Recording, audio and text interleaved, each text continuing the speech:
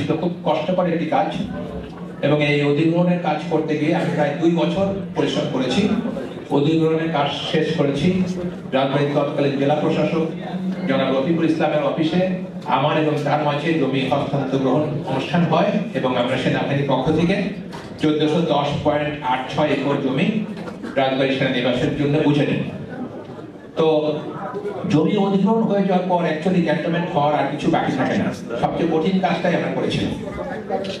পরবর্তীতে বিভিন্নভাবে আমার মনে হয়েছে যে আমাদের এলাকারই কিছু মানুষের অসহযোগিতার কারণে এই ক্যান্টনমেন্ট প্রকল্প আর সামনের দিকে এগিয়ে যেতে পারেনি। আর ক্যান্টনমেন্ট না হওয়ার আরো একটা কারণ থাকতে পারে, যেই পদ্মা ব্যারেজ নিয়ে ষড়যন্ত্র হচ্ছে বছরের পর বছর, সেই পদ্মা ব্যারেজের সাথেও ক্যান্টনমেন্টের একটা সম্পর্ক ছিল। আপনারা না জানলেও আমি বলি, পদ্মা ব্যারেজের মতো অতি গুরুত্বপূর্ণ এবং সংবেদনশীল যে কোনো স্থাপনা রক্ষার জন্য একটি ক্যান্টনমেন্টের প্রয়োজন হয়। একইভাবে দ্বিতীয় পদ্মা সেতু যদি আমরা বাস্তবায়ন করতে পারতাম, তার জন্য একটা ক্যান্টনমেন্টের প্রয়োজন হতো। আপনারা জানেন কিনা জানি না, আমাদের বাংলাদেশে এখন যে সবচেয়ে বড় দুটি সেতু আছে, একটা যমুনা এবং আরেকটি পদ্মার উপরে, এই দুটি সেতু রক্ষার জন্য আলাদা আলাদা দুটি ক্যান্টনমেন্ট আছে এবং এই ক্যান্টনমেন্ট করাও অনেক ব্যয়বহুল। রাজবাড়ীতে ক্যান্টনমেন্ট করার সময় আমার দুটি বিষয় মাথায় ছিল। একটা হচ্ছে পদ্মা ব্যারেজের জন্য, যে পদ্মা ব্যারেজ রক্ষার জন্য যে ক্যান্টনমেন্ট প্রয়োজন হবে সেটি, এবং পদ্মা সেতু 2 এর জন্য যে ক্যান্টনমেন্ট প্রয়োজন হবে সেটি।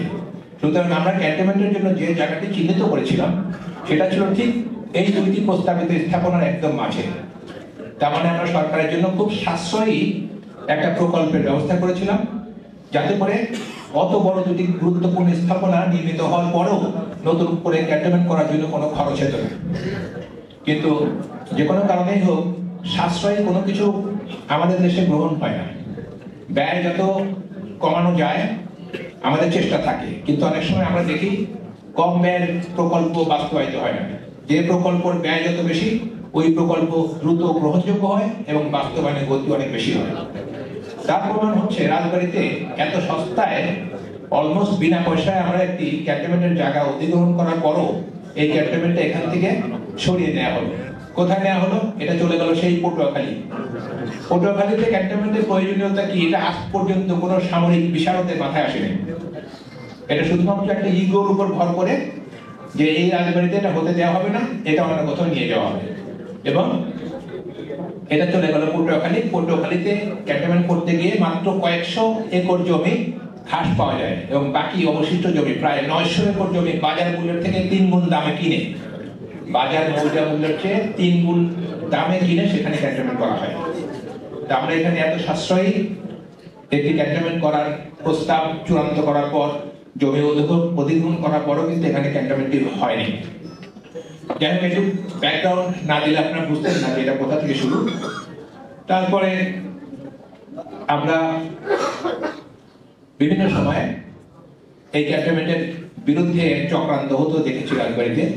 এখানে পদ্মা নদীর স্রোতের তোড়ে একবার ক্যান্টনমেন্টের জন্য নির্ধারিত যে জায়গা, তার প্রায় 400 একর জায়গা ভেঙে গেল এবং এখান থেকে অবৈধভাবে বালি উত্তোলন করার কারণে ক্যান্টনমেন্ট সন্নিহিত এলাকায় ছোট্ট একটি চর ছিল। আমরা জানতাম যে ওই চরটি থাকলে ক্যান্টনমেন্টের উপর পানির ধাক্কাটা আসবে, কিন্তু যে কোনো কারণে হোক, আমি যশোর থেকে চলে যাওয়ার পর রাতে ওই বালি কেটে ওই চরের বালি চুরি করে চর নিশ্চিহ্ন করে দিয়ে ক্যান্টনমেন্টের জায়গাটিকে পানির সাথে সাংঘর্ষিক এবং এক্সপোজ করে দেওয়া হলো। তৎকালীন সময় কারা করেছে আমি নাম বলতে চাই না, আপনারাই জানেন। এই বালি উত্তোলন, চুরি এগুলো করার জন্য বিদেশ থেকে লোক আসেনি বা পাবনা থেকে লোক আসেনি, এগুলো আমাদের রাজবাড়ির লোকেরাই করছে। এবং এই কাজটা করলে যে জায়গা ভেঙে যাবে তারা জানতো, তারা ইচ্ছা করে সেটা করছে।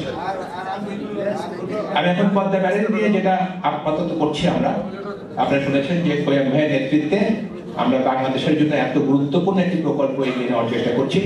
খোয়াম ভাই এখানে দিনরাত পরিশ্রম করছেন, আমি এখানে ওয়ার্কিং কমিটিতে সামান্য একজন কর্মী। এবং এই প্রকল্প যদি বাস্তবায়ন হয় তাহলে বাংলাদেশের চেহারা পাল্টে যাবে। আপনারা এতক্ষণ শুনেছেন এই পদ্মা ব্যারেজের উপকারিতা, আপনারা শুনেছেন ফারাক্কা বাঁধের কারণে আমরা কি পরিমাণ ক্ষয়ক্ষতির সম্মুখীন হচ্ছি। এত কথা যা কিছু শুনেছেন সেগুলো আর আমি রিপিট করতে চাচ্ছি না, কিন্তু আমি শুধু আপনাদের সামনে যে কথাটি বলতে চাই সেটা হলো এত জনগুরুত্বপূর্ণ একটি প্রকল্প যেটা না হলে আমাদের জীবন মরণ সমস্যা, তারপরও আমরা এখানে গুরুত্ব দিচ্ছি না কেন? আপনারা জানেন আমাদের বিগত সরকারগুলো বেশিরভাগ ক্ষেত্রেই এই পদ্মা ব্যারেজ নিয়ে তেমন কোনো উচ্চবাচ্য করেনি। আমি মনে করি যে আমাদের চরম নতজানু একটি পররাষ্ট্র নীতির কারণে আমরা আমাদের এই অধিকারের কাজটি, আমাদের জীবন মরণ সমস্যা, এটি নিয়েও আমাদের তেমন উচ্চস্বরে কখনো কথা বলিনি। এখানে প্রবলেম একদম গোড়াতেই। আমাদের দেশে এই নদীর নাম পদ্মা, চাঁপাইনবাবগঞ্জ পর্যন্ত ভারতের মধ্যে নদীর নাম গঙ্গা, আর আমাদের দেশে প্রবেশ করার সাথে সাথে এই নদীর নাম পদ্মা। কিন্তু কিছুদিন আগ পর্যন্ত আমরা যে ব্যারেজ নিয়ে কাজ করতাম সেখানেও দেখতাম যে এটার নাম গঙ্গা ব্যারেজ। তা আমি একদিন খোয়েম ভাইকে বললাম যে এটার নাম গঙ্গা ব্যারেজ কেন হবে? আমাদের মানসিকতার এই সমস্যা থেকে আগে আমাদের বের আসতে হবে। আমরা যদি সত্যি সত্যিই বলতে চাই যে আমাদের ব্যারেজ আমরা করব, তাহলে গঙ্গা ব্যারেজ নাম পরিবর্তন করে এটার নাম প্রথমে পদ্মা ব্যারেজ করতে হবে। বিগত সময়ে আমরা অনেক সমীক্ষা করেছি, আমি দেখলাম সমীক্ষার পুরোনো কাগজপত্র সব জায়গাতে এই গঙ্গা ব্যারেজ লেখা। এই সমীক্ষার পিছনে আমরা অনেক টাকা পয়সা খরচ করেছি। অনেকেই বলে, আমি নিজেরা বললেও, যে সমীক্ষার পিছনে শত শত কোটি টাকা ব্যয় হচ্ছে। রাজবাড়ী জার্নাল, সারা বিশ্বে রাজবাড়ী।